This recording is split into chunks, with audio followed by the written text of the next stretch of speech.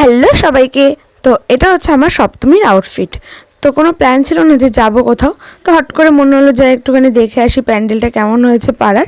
তো তার জন্য আমি আর দিদি বেরিয়ে পড়েছিলাম আমাদের পাড়ার প্যান্ডেল দেখতে। এই যে দেখো প্যান্ডেলটা খুবই সুন্দর হয়েছিল। তো তারপরে গেলাম ভেতরে, গিয়ে মায়ের প্রতিমাটা দেখলাম, এটাও দারুণ হয়েছিল মায়ের প্রতিমাটা। তো যাই হোক, তারপরে এখানে আমার একটা বৌদির মেয়ের সাথে দেখা হয়ে গেল।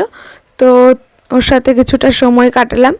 দেন তারপরে এখানে কিছুটা ভিডিও ফটো তুললাম। প্যান্ডেলটা একটা সাঁওতাল থিমের মধ্যে করেছিল আর কি, বেশ সুন্দরই করেছিল।